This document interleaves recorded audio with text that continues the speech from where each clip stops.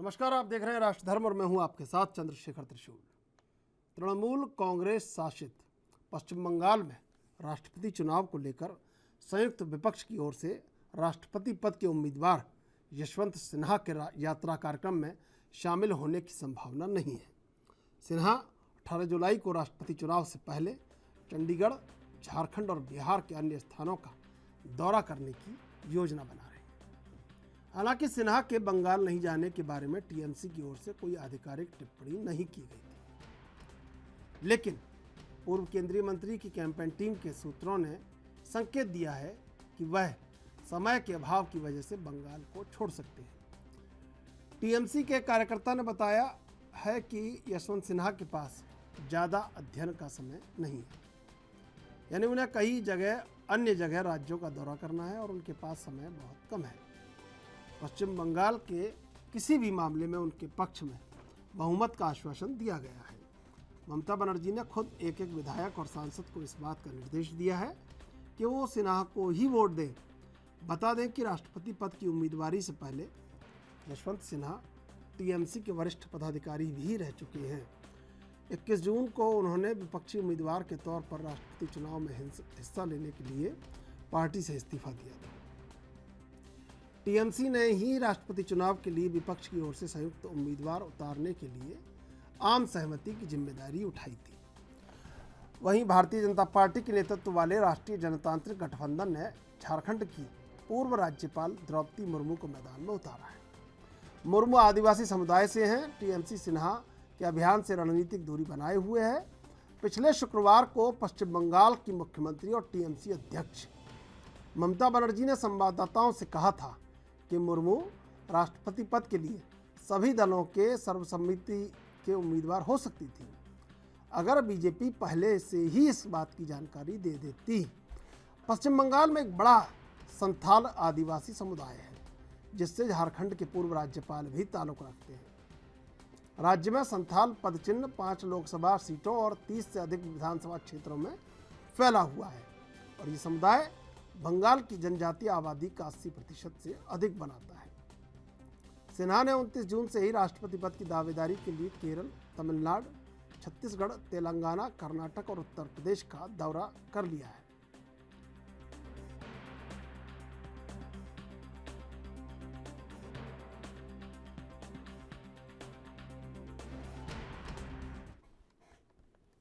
और इसी मुद्दे पर आज चर्चा करेंगे। हमारे साथ 3 मेहमान इस समय जुड़े हुए हैं। अश्विनी शाही बीजेपी से, संजय चक्रवर्ती टीएमसी से, प्रभात त्रिपाठी वरिष्ठ पत्रकार। आप तीनों का स्वागत है एनबी न्यूज पर।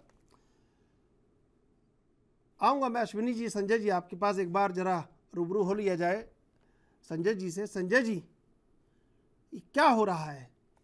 आप ही ने उम्मीदवार खड़ा किया, फिर आपके बिल्कुल पड़ोसी ने कह दिया कि नहीं, हेमंत सोरेन ने अलग बात कर दी कि हम तो द्रौपदी मुर्मू को ही वोट देंगे, और अब बंगाल में जा नहीं रहे हैं और विपक्ष जो एकजुट था वो तो एकदम धराशायी होता नजर आ रहा है चारों तरफ से। ये क्या हो रहा है? देखिए, ऐसा कुछ नहीं है कि विपक्ष धराशायी होता नजर आ रहा है। पहली चीज तो क्या है, हम लोग कोशिश ये कर रहे हैं कि यशवंत सिन्हा घर के इंसान हैं। हमारे मतलब जो है टीएमसी पार्टी में ही रहे थे, वो तो घर के इंसान है, इसलिए पश्चिम बंगाल में उनको आने की कोई जरूरत नहीं। बंगाल में उनको ममता बनर्जी है वो सब संभाल रही है, और बाकी पूरे देश में चूंकि अब सारे राज्यों में उनको दौरा करना है, इसलिए वो सारे राज्यों के दौरे पे जा रहे हैं। रही बात झारखंड की, झारखंड में आप वो पले बड़े हैं, पैदा हुए हैं, तो इसलिए वो भी उनका गृह राज्य में आता है। तो इसीलिए हमारा मेन फोकस ये है कि दूसरे प्रदेश है जहां जहां पे जरूरत है जाकर के बात को समझाने की कि राष्ट्रपति हमें क्यों चुनना चाहिए और किसे चुनना चाहिए, वहीं पे जा रहे हैं। और सबसे बड़ी चीज ममता दीदी ने खुद ही कहा था कि अगर द्रौपदी मुर्मू का नाम इन्होंने पहले ही अनाउंस किया होता, जो कि द्रौपदी मुर्मू जी आपका एनडीए के प्रत्याशी नहीं है, द्रौपदी मुर्मू जी हैं बीजू जनता दल के प्रत्याशी। बीजू जनता दल ने सबसे पहले उनका नाम पे अनाउंस किया था और उन्होंने कहा था अगर द्रौपदी मुर्मू जी अगर राष्ट्रपति पद के लिए उम्मीदवार होंगी तो हम एनडीए को समर्थन करेंगे। तो एनडीए ने उसको जो है समर्थन कर लिया है। तो चूंकि आदिवासी क्षेत्र से और पहला कोई आदिवासी जो है राष्ट्रपति बनना चाहिए, ये एक बहुत गर्व की बात है। लेकिन ये डिस्कशन पहले भाई हो जाना देखिए, चाहिए था। अब देखिए जब आप संजय जी, आप भी कह रहे हैं और ममता बनर्जी भी कह रही हैं, और इसके बाद आपको लगता है कि यशवंत सिन्हा को हिम्मत रखनी चाहिए, जैसा कि आप कह रहे हैं। अभी आपने कहा कि गर्व का विषय है, पहला आदिवासी राष्ट्रपति बन रहा है। अब एकदम यशवंत सिन्हा बिल्कुल, को कैसे हिम्मत रखें, बताइए आप।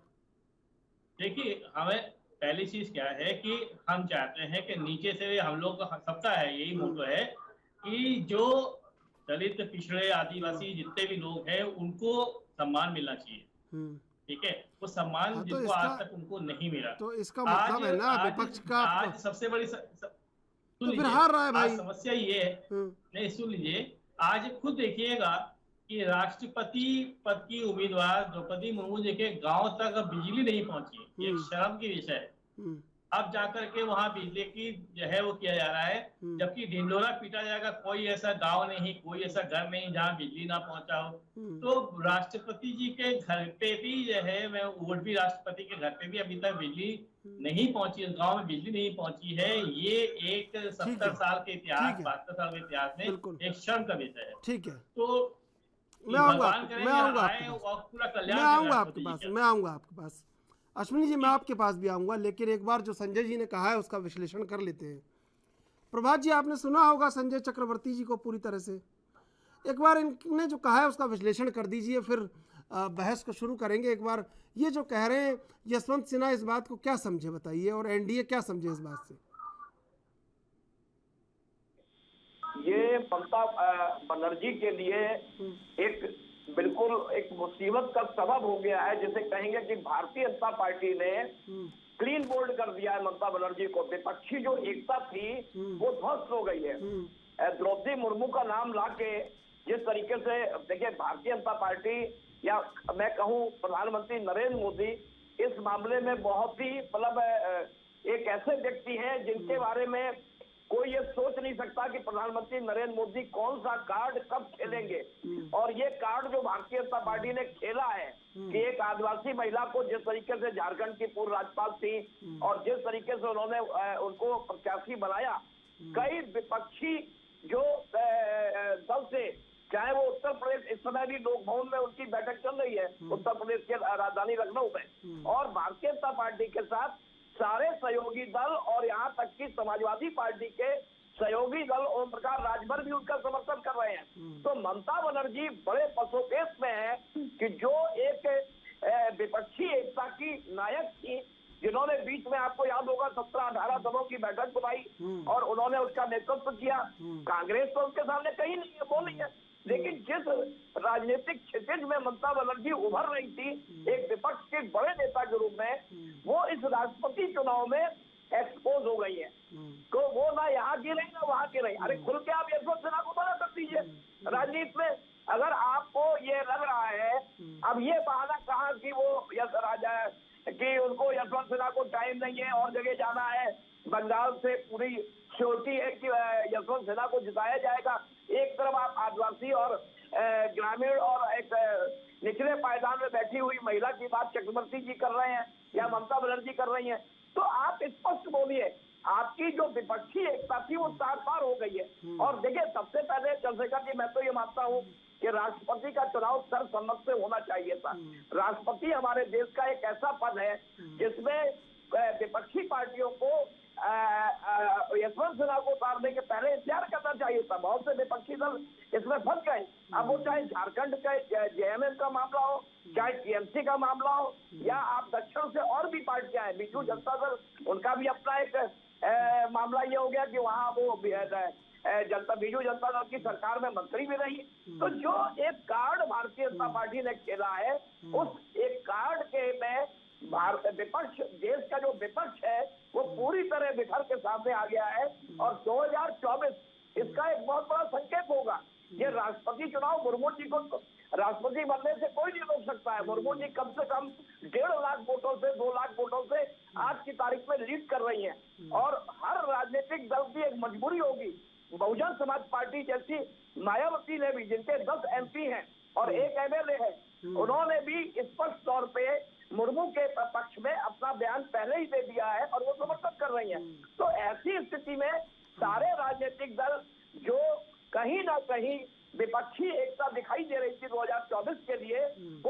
तरीके से तार तार हो गई है। और राष्ट्रपति चुनाव के माध्यम से मैं ये कहूंगा कि 2024 का राजनीतिक परिदृश्य पूरी तरीके से सामने आ गया है कि विपक्षी सूत्र में कितने लोग किसके साथ हैं, ये क्लियर हो गया है। ममता बनर्जी तो एक्सपोज हो गई है इस मामले में, अब वो विरोध भी नहीं कर सकती है द्रौपदी मुर्मू का।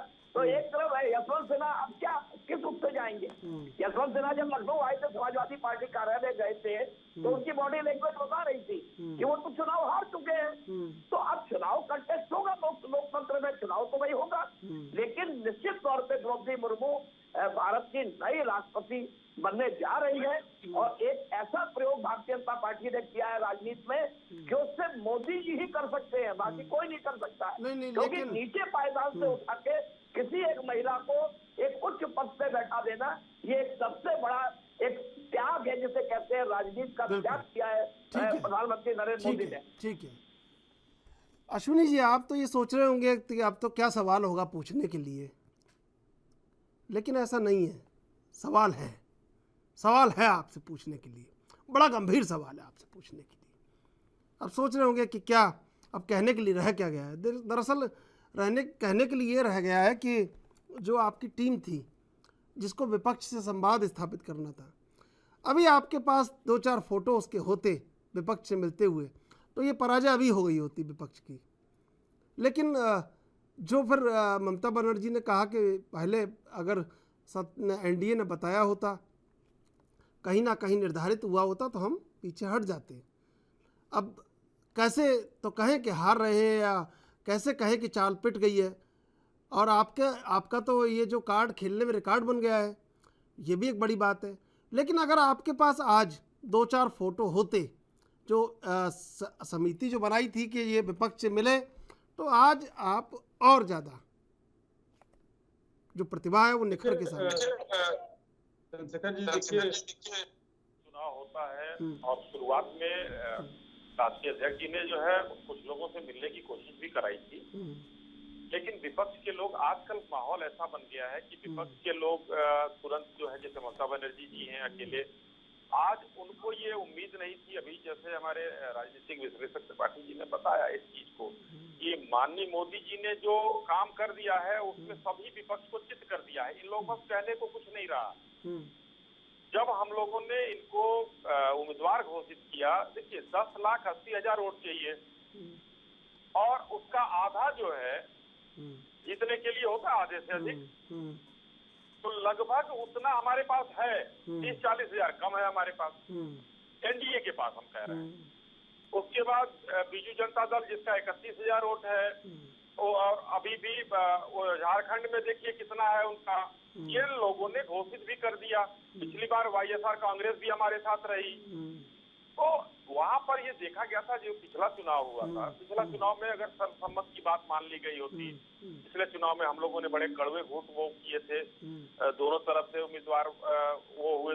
एक तरफ से जो है हमको अगर मान लीजिए कि इस समय कोविड था, आपको हम लोगों को घोषित किया, तो हमारे पास वोट थे, तो उन लोगों को भी चर्चा करनी चाहिए। पिछली बार हम लोगों ने देखा उस चीज को, तो इसलिए इस बार हम एक संख्या थी। और जो लोग, क्योंकि आज जो समस्या है, आपने संथाल की बात की, संथाल परगना देखिए झारखंड में है, तो झारखंड की राज्यपाल वो रह चुकी है और निर्विवाद रूप से राज्यपाल नहीं है भारतीय जनता पार्टी। जी, मैं आपसे जवाब लूंगा, लेकिन इससे पहले लेंगे एक छोटा सा ब्रेक के बाद फिर हाजिर होंगे।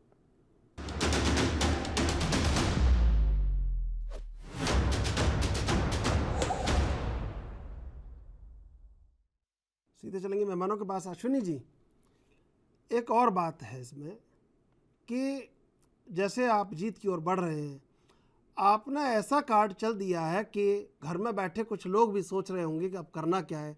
अब जैसे उनमें नाम नीतीश कुमार का भी ले लिया जाए, तो उनके पास भी रास्ता कोई बचा नहीं है। अब जब हेमंत सोरेन और ममता बनर्जी, जो आप मतलब कांग्रेस से ज़्यादा बड़ा विपक्ष आपके लिए साबित हो रही थी, वो खुद ही जब उन्होंने शस्त्र गिरा दिए हैं, तो फिर आप चाल आपकी बहुत मतलब एकदम विपक्ष को पूरी तरह से धराशायी कर दिया आपने, ऐसा।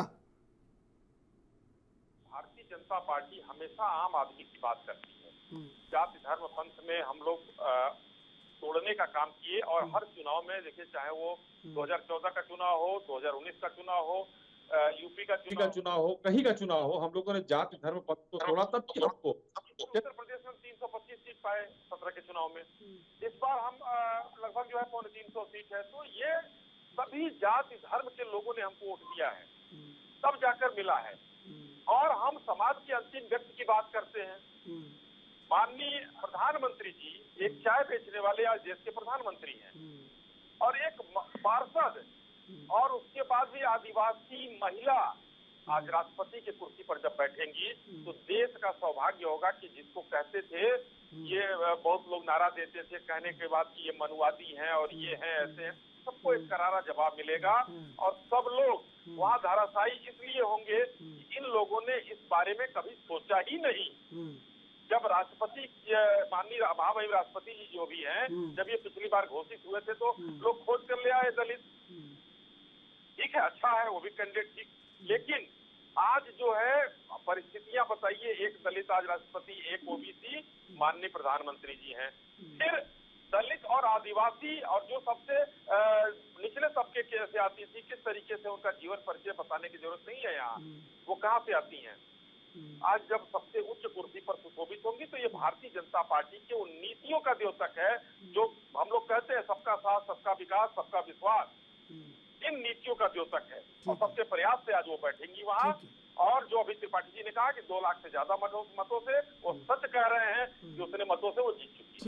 ठीक है संजय जी, अब मुझे कुछ ऐसे 2-4 उदाहरण दे दीजिए जिससे विपक्ष का मनोबल बना रहे और एक जगह खड़ा रहे। पहली चीज जिस तरीके से हमारे विश्लेषक महोदय ने जो विश्लेषण किया, मुझे बड़ा अच्छा लग रहा था कि वो 2024, मेरे ख्याल से इनको 2027, 2032 का भी पूरा आकलन कर देना चाहिए था इसे राष्ट्रपति चुनाव को लेकर के कि 2024 की तैयारी। अरे भाई, राष्ट्रपति का चुनाव है, 2024 लोकसभा का चुनाव होगा, आप पूरा धाराशाही किए दे रहे हैं 2024 के चुनाव को। ये किस तरह का विश्लेषण है? हम लोग तो पहले ही कह रहे थे कि अगर आप लोगों ने राजनाथ सिंह जी को या आपने जेपी नड्डा जी को अपॉइंट किया हुआ था विपक्ष में जाकर के मुलाकात करने का, तो उन्होंने मुलाकात क्यों नहीं की? उन्होंने डिस्कशन क्यों नहीं किया? उन्होंने क्यों नहीं बताया कि आपका प्रत्याशी कौन है? तो ये जगह, क्योंकि राष्ट्रपति चुनाव वाकई में चुनाव होना नहीं चाहिए, ये बाकायदा सर्व दलों के साथ मिलकर के ही एक सहमति बननी चाहिए थी। लेकिन कहीं से भी जो है, न नड्डा जी ने मुलाकात की, न राजनाथ सिंह जी ने मुलाकात की, केवल उनको अपॉइंट कर दिया गया, लेकिन उन्होंने मुलाकात नहीं की। लेकिन इसका मतलब ये नहीं कि हम 2024 का धाराशाही हो गए, 2027 यूपी इलेक्शन भी हार गए, 2029 में जो है हम लोकसभा भी हार गए। ये किस तरीके का आकलन है कि मुझे कोई ये नहीं समझ में आया। अरे आप, मुझे पता है आप भाजपा के भक्त हैं, लेकिन इसका मतलब ये नहीं कि आप पूरा इस तरीके से आकलन कर दे कि हम अगले 2050 तक हम सारे चुनाव हार जाएंगे।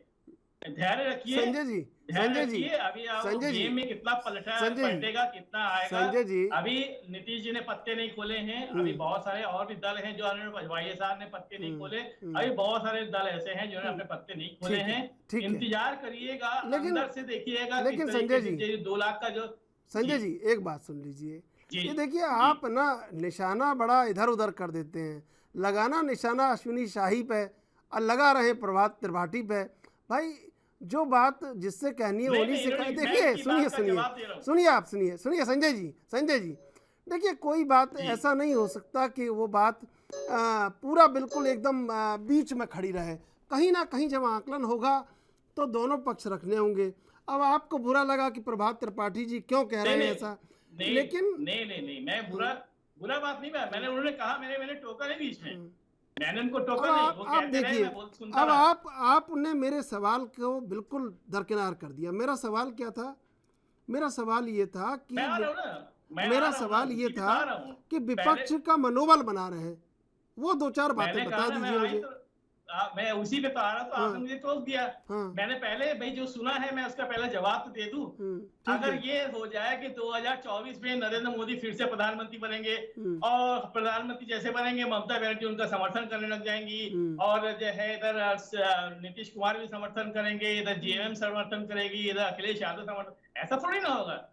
इन्होंने तो इस तरीके से दिखा रहे हैं कि पिक्चर दिखाया हम लोगों को कि 2024 का पूरा विपक्ष आप धराशायी क्यों हो डरते गया, हैं इनसे? सारे गिर पड़े, अरे भाई क्यों डर रहे हैं सारे प्रभात शरण में आ त्रिपाठी गए। जी से? क्यों डर रहे नहीं, हैं? हम लोग नहीं डर रहे हैं, हाँ, हम डर नहीं रहे, हम सिर्फ बात बता रहे हैं क्योंकि ये नेशनल चैनल है, नेशनल चैनल में ये बात जा रही है, तो ये इनको समझ में आना चाहिए। राष्ट्रपति चुनाव अलग होता है, लोकसभा चुनाव अलग होता है, अभी गुजरात का चुनाव आने वाला है, जरा गुजरात के चुनाव में ही जनता तो आपको सुन समझ रही में है आ ना, जाएगा जनता कौन सुन कितने रही पानी में है, है। जनता सुन रही है, जनता संजय चक्रवर्ती को भी सुन रही है, जनता अश्विनी शाही को भी सुन रही है, जनता प्रभात त्रिपाठी को भी सुन रही है, वो तय कर लेगी। और हम जनता के सवाल पूछ रहे हैं आपसे, तो मैं ये पूछ रहा हूँ, फिर मैं पूछ, अब मैं पूछ लूँ, तीसरी बार सवाल पूछ रहा हूँ आपसे, पूछिए भाई विपक्ष का मनोबल बना रहे, ऐसा 2-4 उदाहरण आप बता दीजिए कि जिससे बना रहे। प्रभात त्रिपाठी जी को और अश्विनी शाही जी को छोड़ दीजिए, अब अपने ऊपर बता दीजिए। अब मैं आता हूँ उसी पे। अभी आपने देखा होगा नीतीश कुमार जी ने अपने पत्ते नहीं खोले। अरे पत्ते खुले खुलाए हैं उनके, हाँ नहीं सारे पत्ते खुले खुलाए हैं उनके। नहीं अभी कुछ नहीं खोले, कुछ नहीं खोला है। नीतीश कुमार जी ने कोई पत्ता नहीं खोला है। महाराष्ट्र का जो दंगल हुआ है वो सिर्फ और सिर्फ राष्ट्रपति चुनाव में मजबूती के लिए किया गया है, क्योंकि अंदरी खाने से नीतीश जी नाराज चल रहे हैं। ठीक है, वाईएसआर जी ने अपने पत्ते नहीं खोले अभी तक। अभी बहुत सारे ऐसे विपक्ष है, डीएमके हो चाहे उधर आपकी अन्ना डीएमके हो, इन सब किसी ने भी अपने पत्ते नहीं खोले हैं। कांग्रेस हम लोग समर्थन में जो है इस चुनाव करेगी, तो हम लोग जानते हैं कि हम अगर हारेंगे भी तो सम्मानजनक तरीके से हारेंगे। ये बड़ी बात आपने हम हार मानने वाले नहीं है। ये बड़ी बात आपने कह दी कि सम्मानजनक। अब ये सम्मानजनक तरीका क्या होगा? 65% तो पिछली बार था और इस बार इनने 75% कर दिया है उसको कि भाई 75% करना है आपके। नहीं कहीं नहीं। मैंने कहा ना कि जो अभी महाराष्ट्र का जो दंगल हुआ है सिर्फ और सिर्फ राष्ट्रपति चुनाव के चक्कर में हुआ है ये दंगल, वरना तो 2019 में यही तो प्रस्ताव रखा गया। और आप बोल रहे हैं और घंटी और बज गई है पीछे से। में वही प्रस्ताव रखा गया था, उसको नहीं माना था। ठीक है, उनको 3 साल बाद इस बात को उनको मानना पड़ गया। चलिए एक तो आपने नाम बताया जगन रेड्डी का और एक नीतीश कुमार का, और डीएमके है, अन्ना डीएमके है, और भी बहुत सारी पार्टियां हैं जिन्होंने अपने पत्ते नहीं खोले हैं। और अंदरूनी खाने में बहुत सारा आप देखिएगा, बहुत, क्योंकि ये सब जितने वोट होते हैं ये भी जारी करके एनडीए को झकझोर के रख देंगे आप, ऐसा है?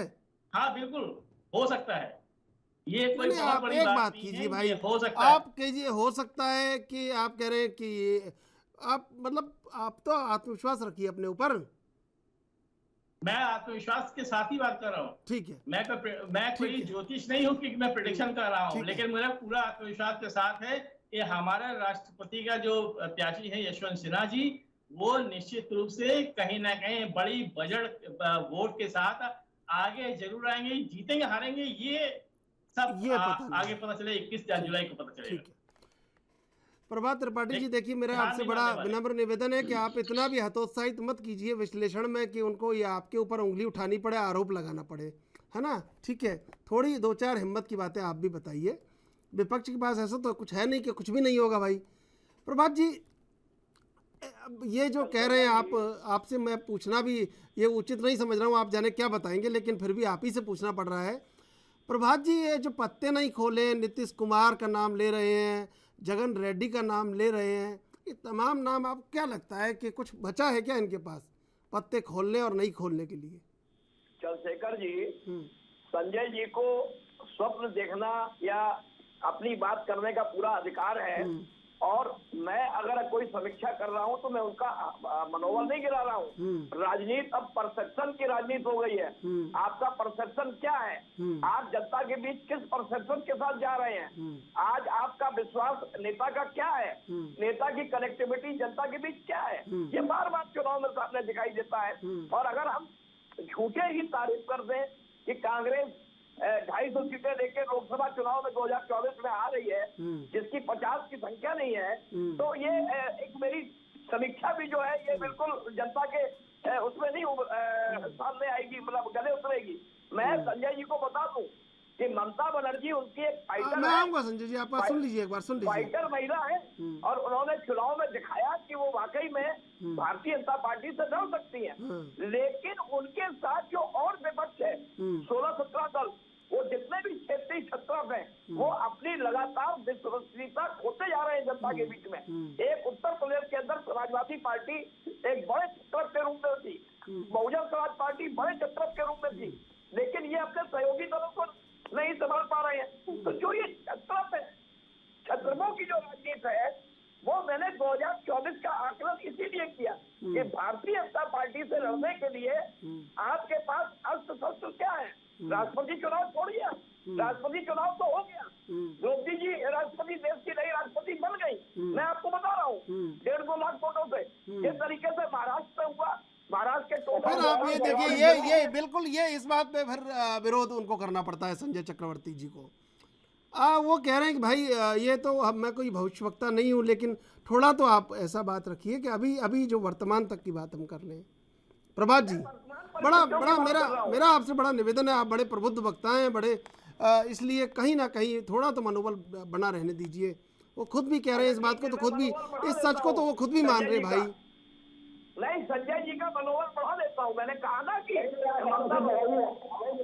ममता बनर्जी बहुत फाइटर है, मैं कह रहा हूँ मोदी जी से लड़ सकती है, लेकिन जब आपके क्षेत्रीय छत्रप जो है वो बहुत कमजोर स्थिति में है और राष्ट्रीय पार्टी जो आपके जो भारतीय जनता पार्टी से सामने लड़ रही है, वो राष्ट्रीय पार्टी भी बहुत कमजोर है, उसका नेतृत्व बहुत कमजोर है। आपको मोदी के विश्वास की बड़ी लकीर आपको खींचनी होगी, आप खींचिए, आपको कौन रोकता है? अभी कैसे खींचे भाई, कैसे खींचे? फारूक अब्दुल्ला छोड़ गए, फारूक अब्दुल्ला साथ छोड़ गए, गोपाल कृष्ण गांधी साथ छोड़ गए, एक दो और लोग थे वो साथ छोड़ गए, तब जाके यशवंत सिन्हा मिले। यही मैं कह रहा हूँ, मुझे जो सामने दिखाई दे रहा है मैं उसका विश्लेषण कर रहा हूँ। शिवसेना जैसा कुछ कहना चाह रहे हैं आपसे प्रभात जी, कुछ कहना चाह रहे हैं आपसे प्रभात जी, प्रभात जी कुछ कहना चाह रहे हैं संजय जी आपसे। कहाँ से मिलेगा संजय जी बता दें कि यशवंत सिन्हा जी को वोट कहाँ से मिलेगा। मैं आपको बता सकता हूँ कि वोट मुर्मू जी को कहाँ से मिलेगा। आइए डिबेट कर लीजिए, ओपन डिबेट कर लीजिए। संजय जी कुछ कहना चाह रहे हैं आपसे। संजय जी कहिए, बिल्कुल कहिए आप कुछ कहना चाह रहे हैं। आप उंगली उठा रहे थे कुछ कहने के लिए बीच में। मैं यही कहना चाहता था कि आप अपना हौसला बनाए रखिए, ममता दीदी की चिंता मत करिए, उनके हौसले बड़े बुलंद हैं। और 2014 से पहले मोदी जी क्या थे आपको भी अच्छी तरीके से याद है। जब ये लंबी लकीर जो खींची जाने की बात है तो वो भी एक मुख्यमंत्री थे। ममता बनर्जी आज मुख्यमंत्री है। भारतीय जनता पार्टी से नहीं लड़ते हैं आप, मोदी जी रखते हैं कि मोदी जी क्या? नहीं आप लोग, मैं भारतीय यही आपकी समस्या है, आप लड़ते मोदी जी तक पहुंच जाते हैं। क्यों ना पहुंचे, देश के प्रधानमंत्री हैं तो हम उनके साथ क्यों ना पहुंचे? मोदी जी को अच्छा समझ रहे हैं। और जहाँ देखा हिंदी में चल रहा है 20 से 50 में गैस सिलेंडर का बढ़ा दिया, क्यों ना पहुंचे हम उनके पास। आज विश्व में सबसे महंगा गैस सिलेंडर हम लोग खरीदने वाले हैं।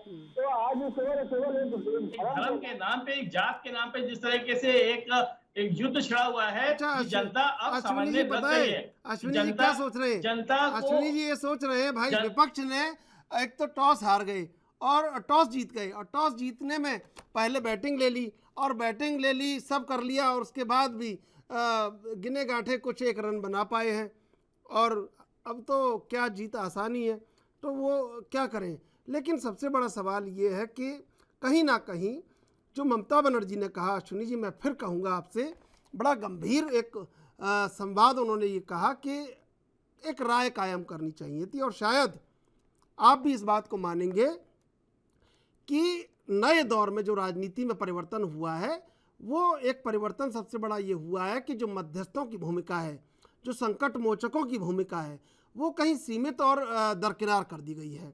अब संवाद स्थापित नहीं हो पा रहा है उस तरह का जो पहले हो जाया करता था कि विपक्ष और पक्ष, सत्ता पक्ष के बीच में कुछ लोग ऐसे होते थे जो संवाद स्थापित करते थे। ये मानना पड़ेगा आपको, आज वो नहीं है। अश्विनी जी, ये आपको मानना पड़ेगा। ये बात तो सही है। ठीक सवाल आपने किया है, और ये सच है कि आपने कहा है वो अक्षरशः सच है। इसको मैं मानते हुए कहता हूँ कि राजनीति आज इस तरीके की पहले की तरह नहीं रह गई। आज राजनीति में अगर हम अपने आप को सही कह रहे हैं तो संजय जी हमारा विरोध करना शुरू करते हैं, संजय जी सही कह रहे हैं तो हम उनका विरोध कर रहे हैं। हम उनकी नीतियों का विरोध नहीं कर रहे हैं, आजकल व्यक्ति का विरोध शुरू हो गया है। पहले क्या होता था कि विरोधी नीतियों का विरोध करते थे कि आपकी सरकार की ये नीति खराब है, सरकार को हम ये नहीं करने देंगे, लेकिन व्यक्ति से शाम को चाय पानी फोन पे बात ये सारी चीजें होती थी। लेकिन अब जो है समस्या कहीं भी देख लीजिए, अब अब हम लोग यहाँ पर बैठे हैं तो ममता जी की ही बात ले लीजिए। ममता बनर्जी जी वहाँ पर सरकार चलाने के लिए एन केन प्रकारेण हर व्यवस्था में लगी हुई है। मानवाधिकार आयोग जा रहा है, उसका विरोध हो रहा है किस तरीके से उनके वहाँ के लोगों के द्वारा, जिस तरीके से वहाँ पर राज्यपाल पद की गरिमा का जो है किस तरीके से वो उनको चांसलर हटाकर अपने चांसलर बन गई, कभी आज तक नहीं सुना था किसी ने। तो ये सब चीजें जो है ये क्या हो रहा है, ये सिर्फ और सिर्फ जो है एक व्यक्ति का विरोध हो रहा है कि हाँ ये किस तरीके से इनको सत्ता में ये लोग आ गए। अभी तक होता क्या था कि कांग्रेस सिर्फ बड़ी पार्टी के रूप में थी, राष्ट्रीय पार्टी थी, उसके सामने कोई दूसरा दल नहीं हुआ करता था। आज भारतीय जनता पार्टी एक पैरेलल खड़ी हो गई और कांग्रेस छोटी होती चली गई, धीरे धीरे अपने आप सिकुड़ती चली गई। तो जब दूसरी पार्टी का प्रादुर्भाव हुआ तो अब लगने लगा कि कांग्रेस की नीतियां लोगों को, देखिए देश में समीक्षक भी बहुत हैं, सुभाष जी हैं समीक्षा कर रहे हैं, संजय भाई ने कह दिया उनको भाजपा का प्रवक्ता, ये नहीं है। यहाँ पर हम लोग जो राजनीतिक विश्लेषक है जो वो देखेंगे वही तो बोलेंगे, जो उनको दिखेगा वो विश्लेषण कर रहे हैं। इसमें हम उनको भाजपा का प्रवक्ता कहें या टीएमसी का प्रवक्ता कहें, ये उचित नहीं है। आजकल राजनीति किस तरीके से इस कदर आकर नीचे गिर गई है। इसलिए मेरा कहना है कि जो लोग भारतीय जनता पार्टी को ये देख रहे हैं कि अब तो इनको 25-25 साल तक हराना बड़ा मुश्किल है, मोदी जी हो या उसके बाद कोई आए, इनकी नीतियां अच्छी हैं, देश की जनता इनको वोट दे रही है, सब कुछ होने के बाद अब प्रहार नीतियों पर न करके सड़क पे कोई नहीं आ रहा। ये भी देखिए, ध्यान दीजिए, विपक्षी दल टेलीविजन चैनल पर बैठकर चिल्ला रहे हैं, ट्विटर पर चिल्ला रहे हैं, लेकिन सड़क पर अब वो आंदोलन नहीं रहा। अब वो आंदोलन जब हो रहा है तो हमारे उत्तर प्रदेश की मैं बात कहूँ कि समाजवादी पार्टी पिछले हम लोगों के कार्यकाल में एक बार सड़क पर उतरी, राजभवन का घेराव किया, पुलिस वालों को पीट दिया उन लोगों ने। पहले नेताओं को लाठी पड़ती थी और पुलिस वाले कहते थे कि तुमको लाठी मारेंगे तुम नेता बन जाओगे, ये स्थितियां होती थी। लेकिन अब बदल गई है, तो जब एक पक्ष उसको कर रहा है तो दूसरा पक्ष भी करेगा। और अभी हमारे संजय भाई ने कहा कि यशवंत सिन्हा बहुत ही मजबूत तरीके से लड़ेंगे, हम लोग उनका समर्थन कर रहे हैं। तो मैं उसके लिए एक शब्द का प्रयोग करता हूं कि वीरता से लड़ते हुए वीर गति को प्राप्त हो जाएंगे, ये संजय भाई मान लीजिए। दूसरी चीज, एक कहानी छोटी सी 1 मिनट का आपके इजाजत से कहना चाहूंगा कि ममता बनर्जी जी का जो प्रयास है यशवंत सिन्हा जी के लिए, उसमें एक बकरी जो है अपने बच्चे को बचाने के लिए बहुत फटक रही थी कि शेर खा जाएगा। बंदर एक कहता है कि मैं प्रयास जरूर करूंगा तुम्हारे बकरी के बच्चे को बचाने के लिए। अब बकरी थोड़ी सी, मतलब उसको जान आई थोड़ी सी, उसने बच्चे को छोड़ा। बंदर पेड़ के ऊपर था, लगा शेर के सामने जब वो बकरी का बच्चा पहुंचा तो बंदर लगा कूदने, इस पेड़ से उस पेड़, उस पेड़ से उस पेड़, कभी नीचे आए कभी ऊपर जाए, चारों तरफ कूदना शुरू कर दिया। इतने में उस बकरी के बच्चे को मार बकरी लगी, तुमने तो हमको ढाढ़स बढ़ाया था कि हम क्या करेंगे। उसने कहा भाई मेरे प्रयास में कोई कमी हो तो बता दो, प्रयास में अगर कोई, देखिए मैंने कितना प्रयास किया लेकिन अब वो खा गया तो मैं क्या कर सकता हूँ। वही स्थिति होने वाली है यशवंत सिन्हा जी की, और वो बंदर की स्थिति ममता बनर्जी जी की होने वाली है। इनके प्रयास में कोई कमी नहीं है, कहीं कोई दिक्कत नहीं है, लेकिन वो वीरता से लड़ते हुए वीर गति को प्राप्त हो जाएंगे। जी प्रभात त्रिपाठी जी, एक तो जो जवाब मैंने मांगा था वो नहीं दिया अश्विनी जी ने, समय वो हाँ तो कर दिया, उन्होंने स्वीकारा तो सही कि संकट मोचक और मध्यस्थों की भूमिका बहुत ना के बराबर रह गई है वर्तमान राजनीति में। और दूसरा, क्या वाकई में विपक्ष को चिंतन करना चाहिए था, या चिंतन लायक विपक्ष के पास कोई व्यक्ति ऐसे नहीं था, या उनके भीतर आपस में एक दूसरे के प्रति इतनी प्रतिद्वंदिता थी कि उन्होंने चिंतन नहीं किया गंभीरता से, और 3 उम्मीदवार मना कर देते हैं।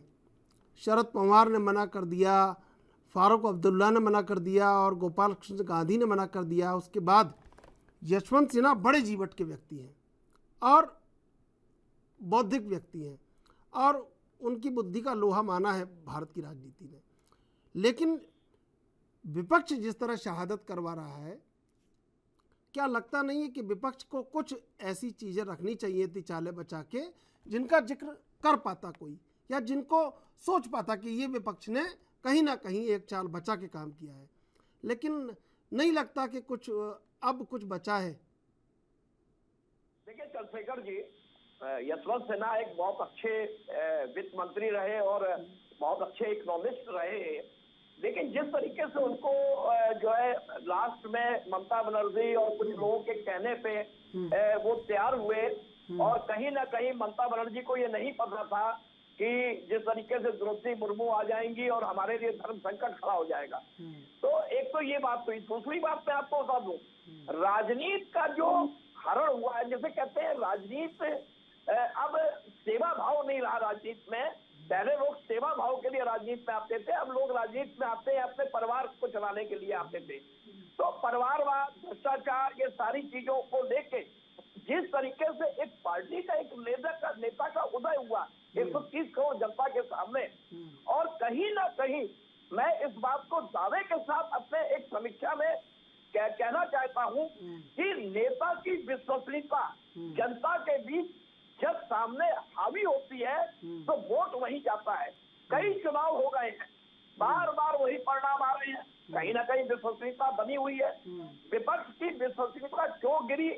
विपक्ष में एक से एक धुरंधर एक पार्टी के युवराज है, वो अपने सामने किसी छत्रप को नहीं मानते हैं।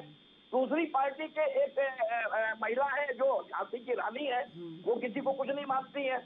विश्वसनीयता, देखिए संवाद कहाँ खत्म होता है? संवाद कभी प्रधानमंत्री नरेंद्र मोदी ने नहीं खत्म किया, या अमित शाह ने, या योगी जी ने, किसी ने। संवाद विपक्ष ने खत्म किया।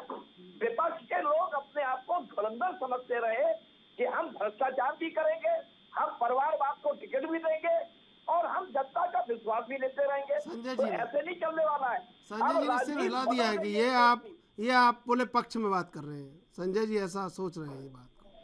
नहीं, संजय जी को सोचने दीजिए। संजय जी जो सोच रहे हैं, संजय जी स्वीकार नहीं कर। और प्रभात जी, नहीं चंद्रशेखर जी एक मिनट, संजय जी जो सोच रहे हैं सोचे, लेकिन मैं किसी के पक्ष में नहीं बोल रहा हूँ। मैं ये कह रहा हूँ राजनीति का जो आज गिरावट आई है, वो गिरावट सभी तरफ से आई है।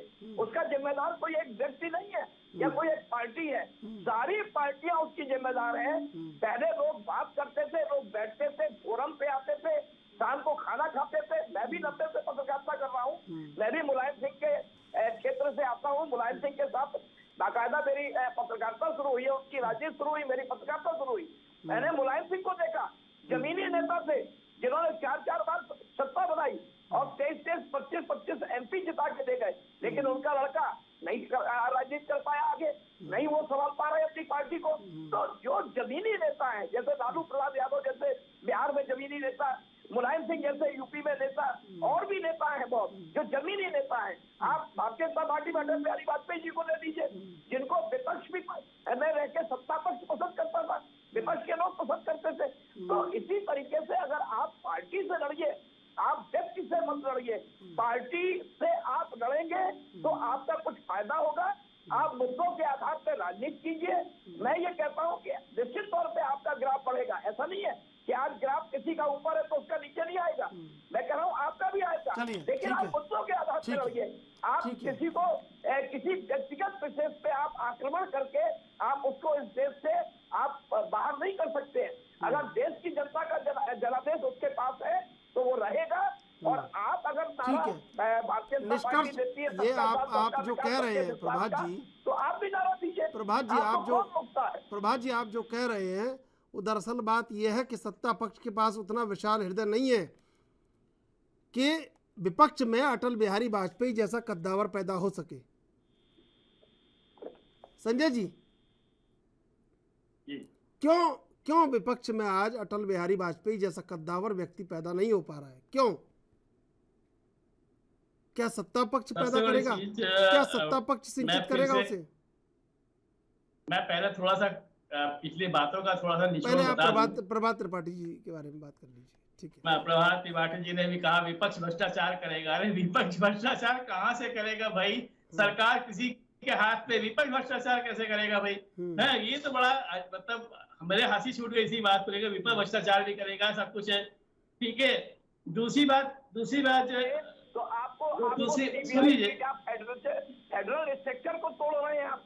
राज्य में आप सुन तो लीजिए, आपके बीच में मैं नहीं बोला था, मैं आपके बीच में नहीं बोला था। प्रभात जी, प्रभात जी, आप प्रभात जी, प्रभात जी देखिए, प्रभात जी देखिए, कुछ बचाओ या ना बचाओ, लेकिन मुझ पर आरोप नहीं लगना चाहिए कि मैं पक्षपात कर रहा हूँ, इसलिए पूरा समय मैं आपको दे रहा हूँ। संजय जी आप बोल लीजिए। हाँ, मैं मुझे बोलने का मौका दीजिए, मैं पूरा मौका दे रहा हूँ। दूसरी बात, जैसे महंगाई के मुद्दे पे बताया कि आजकल सड़कों पे जो है कोई निकलता नहीं है, कोई सड़कों पे आता नहीं है, ट्विटर पे लोग चिल्लाते हैं, सब कुछ कहा। मैं अपनी बात बता रहा हूँ, मैं खुद की बात बता रहा हूँ कि हम लोगों ने पिछले साल जो है महंगाई के मुद्दे पे हम लोगों ने पहले ज्ञापन दिया, ठीक है, डीएम के पास, कमिश्नर के पास ज्ञापन दिया। सरकार का ये एक वो बन गया है कि ज्ञापन ले लो, ना उसको हाँ बोलो ना उसको ना बोलो, उसको पड़े रहने दो। अगर आप फिर भी अच्छा, मुझे बीच में संजय जी एक मैं बीच में सवाल पूछता रहूंगा। मुझे वो दौर बताइए कि जनता ज्ञापन लेके जाती थी और तुरंत काम हो जाता था, वो कौन सा दौर था भारतीय राजनीति में जब देश आजाद हुआ? राजनीति नहीं, एक चीज है मैं आपको क्लियर कर दूं, जिन्होंने कहा विपक्ष पे सड़क पे उतरते नहीं है, तो मैंने इसका एग्जांपल मैं पर्सनल दे रहा हूं अपना, कि हम लोग सड़क पे उतरने के लिए 15 दिन पहले हम लोगों ने ज्ञापन दिया, उस पे ना हाँ बोला गया ना बोला गया, लेकिन जब हम लोग उस डेट को हम लोग सड़क पे उतरे तो हम लोग को गिरफ्तार कर लिया गया, क्योंकि आप लोगों के पास परमिशन नहीं था। अगर आपको परमिशन नहीं देना था तो पहले ही मना कर लिया होता कि भाई आपको परमिशन नहीं दे सकते, या हाँ बोलते या ना बोलते। तो विपक्ष, अगर आपके पास एडमिनिस्ट्रेशन है, आप देंगे नहीं किसी तरीके से, कौन से किस तरीके से? अच्छा ये बताइए सरकार है पश्चिम बंगाल में आपकी? सरकार पश्चिम बंगाल में है आपकी?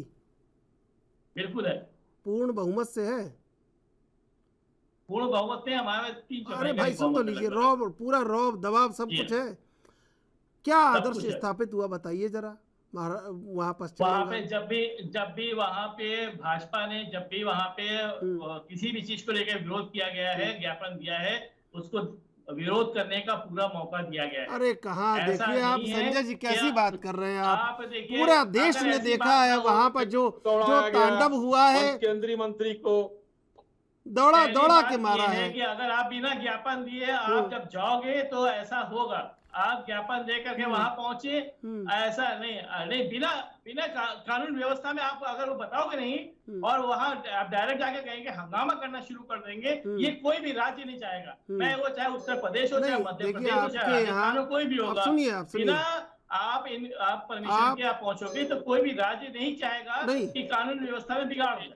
नहीं, टीएमसी सुनिए, सबसे ज्यादा प्रदेशों में भारतीय जनता पार्टी की सत्ता है। आप ये एक उदाहरण बता दीजिए जिसमें किसी दल के किसी राष्ट्रीय अध्यक्ष को वहां के लोगों ने दौड़ा लिया जहां भारतीय जनता पार्टी की सत्ता है।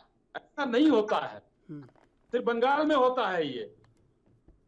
आप इस चीज को मानिए कि आप बहुत, अभी जो त्रिशूल जी ने कहा कि आप बहुत रखने से हैं, वो दिन बता दीजिए कि कब ज्ञापन दिया जाता था और तुरंत कार्रवाई हो जाती थी उस पर। नहीं देखिए, ज्ञापन देख के लोग चले जाते हैं। नहीं आप संजय जी समझिए बात को। पर नहीं, सुन तो लीजिए सवाल से पहले तो कैसे जवाब पता होगा। मैं हर सबसे कहता हूँ ये बात, परखता है आदमी, परखता है चीज़ों को।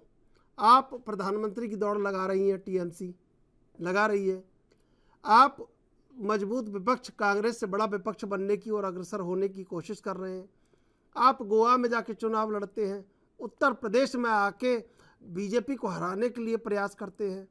लेकिन देखिए संजय जी, मेरा कोई उद्देश्य नहीं है, मैं बहुत स्वस्थ और स्वच्छ सवाल पूछ रहा हूँ आपसे। क्या आदर्श ऐसा स्थापित किया पश्चिम बंगाल ने जिसको देश में कहा जा सके कि भाई ये आदर्श स्थापित किया है? हिंसा बराबर होती रही, दंगे बराबर होते रहे और घरों में लोग जलाए जाते रहे, और फिर आप विपक्ष का नेतृत्व करने की बात करते हैं। फिर आप ये सोचते हैं कि आप बड़े से बड़ी एक जो बीड़ा है उसको उठा लेंगे और उसको पूरा करेंगे और सत्ता पक्ष को नाको चने चबा देंगे। कैसे होगा ये बताइए? ये बड़े बड़े जमीन से जुड़े और बड़े मर्म स्पर्शी सवाल हैं ये आपके लिए। आता हूं मैं आपके सवाल, थोड़ा सा समय दीजिएगा इसके बारे में। देखिए, पहली बात तो आपने कहा कि ऐसा कौन सा मुद्दा है कि जिसपे हमें सबको सब लोग स्वीकार करें, ठीक है? तो सबसे पहले मैं आपको ये बता दूं कि जब हम 2011 में सत्ता में आए थे तो हमारे पास 185 सीटें थी। बंगाल में हमारे पास 185 सीटें थी, जो 2017 में का जो चुनाव 2017 का जो 16 का चुनाव हुआ वो बढ़ करके 211 हो गई और इस समय 220 है, ठीक है? तो हम कहीं ना कहीं अब लगातार मजबूत होते चले जा रहे हैं। क्यों? क्योंकि हमारी जनता का हम लोगों ने ग्राउंड लेवल पे कितने सांसद आपके जीते थे? प्रभात त्रिपाठी जी जरा बताइए, कितने सांसद पहले जीते और कितने सांसद इस बार जीते हैं, बताइए जरा। चंद्रशेखर जी, अभी संजय जी जो बात कर रहे हैं, हेलो, आवाज भैया तो मैं बोल रहा हूँ, बिल्कुल आ रही है, आपकी आवाज आ रही है। हाँ, मैं ये कह रहा हूँ कि जिस कांग्रेस को तोड़ के ममता बनर्जी माँ माटी मानुष के नाम पे 3 बार सत्ता में वहां रही, बंगाल में जो आपने अभी उनसे सवाल पूछा कि क्या आदर्श स्थापित किया है, बंगाल की सरकार, ये संजय जी बताएंगे क्या आदर्श स्थापित किया है? सिर्फ तुष्टिकरण की राजनीति, रोहिंग्या की राजनीति, माँ काली के नाम पे आपकी पार्टी के माँ काली को आपने एक, जैसे कलकत्ता वाली माँ काली का नाम जाना जाता था, आपकी टीएमसी की सांसद उनके खिलाफ अभद्र व्यवहार कर रही है। उनको ममता बनर्जी ने बर्खास्त किया, पार्टी ने सांसद सिर्फ से निकाला। ये भी एक आदर्श हो सकता था, ये भी एक आदर्श हो सकता था, ये भी एक आदर्श हो सकता था, पता है आपको हिंदू संजय जी? वो एक उनके खिलाफ जिस तरह अभद्र व्यवहार किया और टिप्पणी की, और ममता बनर्जी और आपकी पार्टी कहती है, ठीक है प्रभात जी, प्रभात जी तो क्या देना चाहते हैं प्रभात जी? आप समाज को क्या देना चाहते हैं? आप आदर्श बताएं, कौन सा आदर्श प्रस्तुत करना चाहते संजय हैं? जी, जब क्या बंगाल आदर्श में रह के आप आदर्श प्रस्तुत नहीं कर पाए तो पूरे देश में रह के आप क्या आदर्श प्रस्तुत करेंगे? बताइए, बताइए संजय जी, आप बोलिए। पहली बात तो ये है कि हम लोग महुआ मोइत्रा की किसी भी बात से हम समर्थन नहीं करते। अरे भाई, और कल भी मैंने किसी दूसरे चैनल के डिबेट में मैंने कहा था, भारत अनेकता में एकता है, अनेक धर्मों में एक धर्म है, और हर एक जगह पे, हर धर्म में अलग अलग जगह पे अलग अलग तरह की पूजा होती है। मैं आपको एक छोटा सा एग्जांपल दे रहा हूँ। मैं कुछ साल पहले उत्तराखंड गया हुआ था। उत्तराखंड में कुमाऊं क्षेत्र में मैं किसी के साथ था, तो उसने एक जगह दिखाई हमको कि उसने कहा यहाँ पे हम लोग हनुमान जी की पूजा नहीं करते। हमने कहा क्यों नहीं करते? कहते यहाँ पे संजीवनी पहाड़ हनुमान जी उठा के ले गए, तब से हम लोग पूजा नहीं करते। तो क्या इसका मतलब ये मान ले कि वो जो है हिंदू धर्म में नहीं है? ये हिंदू धर्म की खूबी है, ये सबसे बड़ी वो है, इसकी विविधता में एकता है। तो हम लोग हिंदू धर्म में साउथ में पूजा किसी तरीके से होती है, नॉर्थ में पूजा किसी तरीके से होती है, ईस्ट में किसी तरीके से होती है, वेस्ट में किसी तरीके से होती है। भगवान उसका एक ही होता है। तो उन्होंने जो भी राय रखी है वो उन्होंने पर्सनल रखी होगी, उसको हम कैसी बात आप कर रहे हैं? कैसी बात? कोई ये बात कैसे कोई स्वीकार करेगा भाई? आप ये कैसे स्वीकार करेगा? आप बताइए। आप यही है कि आप दोहरा मापदंड अपनाते हैं। एक यशवंत सिन्हा के कंधे पे बंदूक रख दी आपने, हाथ रख दिया। अश्विनी जी, चलिए मैं आऊंगा आपके पास, आऊंगा संजय जी मैं आऊंगा आपके पास। प्रभात जी, अश्विनी जी। देखिए, अभी संजय जी ने जो बात कहा, बड़े स्पष्ट शब्दों में इन्होंने कहा कि हर जगह की पूजा पद्धति अलग होती है। महुआ मोइत्रा की बात को इन्होंने स्पष्ट किया कि उन्होंने जो कहा सही कहा। अगर सही कहा तो टीएमसी ने उसके उस बयान से किनारा क्यों किया? और अगर गलत कहा कौन को पार्टी से क्यों नहीं निकाला? अभी आपने यही बात कही है। मैंने कहा कि हम इत्तेफाक नहीं रखते, मैंने साफ बोला पहले की बात आप क्यों कर रहे हैं? फिर आप उदाहरण क्यों दे रहे हैं? इस तरह का उदाहरण आपको देने की आवश्यकता क्या है? आप कहीं ना कहीं तो जस्टिफाई कर रहे हैं ना। आपको कहना चाहिए ना। आप तो महुआ मोइत्रा को जस्टिफाई कर रहे हैं। और आपको पता है, सुनिए सुनिए सुनिए भाई, संजय जी सुनिए, संजय जी सुनिए भाई, संजय जी सुनिए, आपको पता है ये जो हितों की बात हो रही है, एक दूसरे को जो शेल्टर कर रहे हैं, उसका पता है नतीजा क्या निकल रहा है। हेमंत सोरेन चले गए हैं, वो कह रहे हैं कि वोट हम एनडीए को देंगे, और ममता बनर्जी कह रही हैं कि आप आइए मत, यशवंत सिन्हा को वोट का इंतजाम हम कर देंगे। क्या डर है आपको, क्यों नहीं बुलाना चाहते? आप ही का उम्मीदवार, आपके उम्मीदवार को विपक्ष ने स्वीकार किया और आप उसे अपने घर में आने से ही मना कर रहे हैं। क्या लगता है कि लोग समझते नहीं है राजनीति को? लोग आपकी जो आपने गल्प गढ़ा है 4 लाइनों का, कि उनको वहाँ आने की क्या ज़रूरत है, समझ लेंगे और लोग इसको। भाई लोग सब जानते हैं राजनीति क्या है, और क्यों नहीं झारखंड में और पश्चिम बंगाल में यशवंत सिन्हा का स्वागत हो रहा है, उनका समर्थन हो पा रहा है। क्यों नहीं हो पा रहा है? क्योंकि वोट बड़ी चीज़ है, वोट बैंक।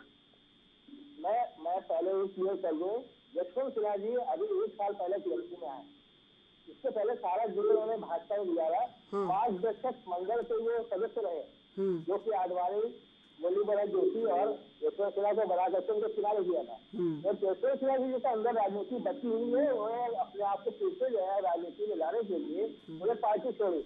इस समय भाजपा ही मानते हैं अभी भी।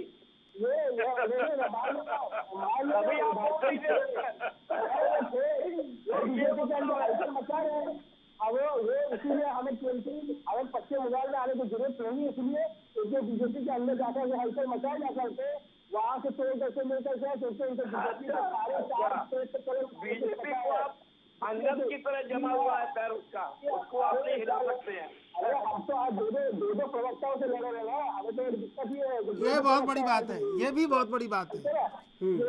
सबसे बड़ी समस्या ये है कि हमें 2 प्रवक्ताओं के साथ एक साथ फाइट करना पड़ रहा है, एक ऑथराइज है, एक अनऑथराइज है। तो मेरी चीज तो समझिएगा कि इसमें बीजेपी अंदरूनी रूप से जो है यशवंत सिन्हा को काट नहीं पा रहे हैं, वो कहीं ना कहीं आपके अंदर ही अंदर छेद कर रहे हैं। ध्यान रखिएगा, बहुत ज्यादा आश्वासन मत दीजिए लोगों को कि जीत गए, राइट विंग लॉबी है, पलट जाए रातों रात। ये प्रभात त्रिपाठी जी क्या उस राइट विंग लॉबी से आते हैं क्या?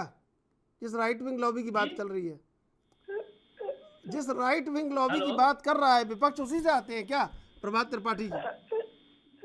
अरे कुछ भी समझ लीजिए संजय जी, आप, कोई दिक्कत नहीं है मुझे। लेकिन मैं बताऊं आपको संजय जी, आज पूरी डिबेट में एक बात आप ऐसी नहीं कह पाए जिससे ये लगे कि हाँ विपक्ष के पास ये तो चाल बाकी है अभी।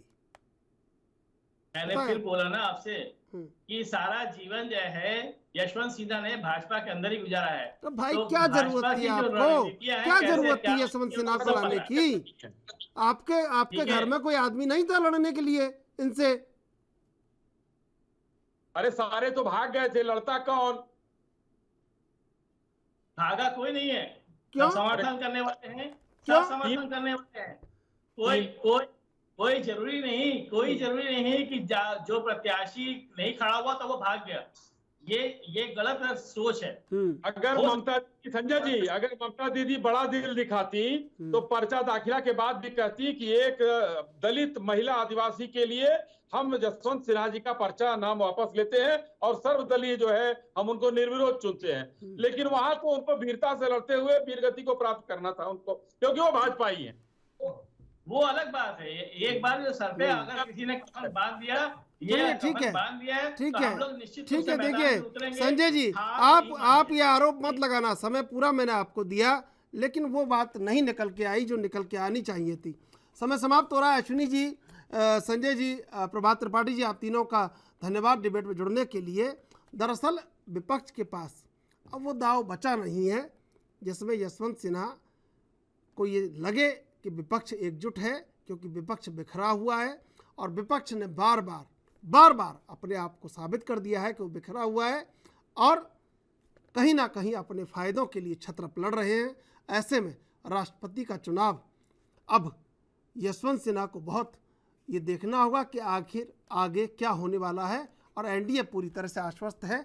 अब परिणाम जब आएंगे तब पता चलेगा कि विपक्ष कहाँ कहाँ कमजोर रहा। बहरहाल देश विदेश की ताज़ा तरीन खबरों के लिए आप देखते रहिए ANB न्यूज़।